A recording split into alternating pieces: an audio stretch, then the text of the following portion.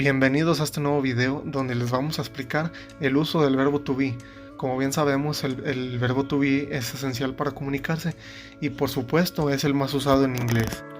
El verbo to be en español significa ser o estar, que en la mayoría de los casos y el uso de uno u otro dependerá de lo que se quiera comunicar.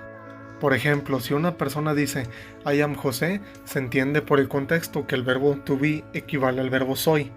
Y en otro caso, si una persona dice I am waiting, tiene sentido que am toma el significado de estar, que significaría yo estoy esperando. Los usos del verbo to be en inglés son los siguientes. Se usa para hablar sobre nombres, por ejemplo, cómo se llama alguna persona, para expresar la edad de alguien o algo. En este caso no significaría ser o estar. Y también se utilizaría para hablar y expresar la nacionalidad de alguien.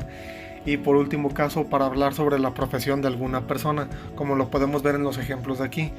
Los ejemplos para el verbo ser, como I am a man, y en el verbo estar, I am at work.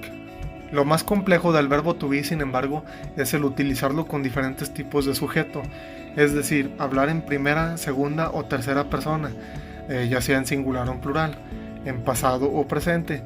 Si bien el significado del verbo y su uso no varía, la forma en que se escribe es completamente diferente. La conjugación del verbo to be es un verbo irregular. Esto quiere decir que, al contrario de los verbos regulares en inglés, donde siempre se mantiene la raíz del verbo, esta cambia en su manera de escribirse en casi todas las conjugaciones.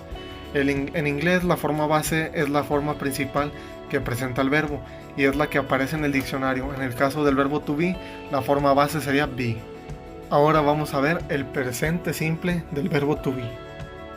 El presente simple, ya sabemos, es la forma más común que se usa para hablar en presente y existen tres maneras de escribir el presente simple, ya sea en afirmativo, negativo e interrogativo. Varía dependiendo de si es primera, tercera o es singular o en plural, y para las oraciones negativas se les agrega el not, como se los comentaba, y en las oraciones interrogativas el sujeto y el verbo to be cambian de posición. Cada una de estas tiene también una abreviatura para usar a la hora de escribir. Aquí tenemos algunos ejemplos del verbo to be en presente y sus distintos usos. Por ejemplo, para hablar, que es she is Sofía, para hablar de tu edad, he is 10 years old. Por ejemplo, para expresar omisiones, María and Sonia are happy. Para hablar de nacionalidades, we are from Mexico. Para hablar de profesiones, you are a fighter, you are a chef. Ahora le vamos a dar paso a lo que es el verbo to be, pero ahora en el caso del pasado simple. Aquí sabemos que este se va a utilizar cuando queremos hablar en pasado simple y también sabemos que cambia su grafía en su conjugación.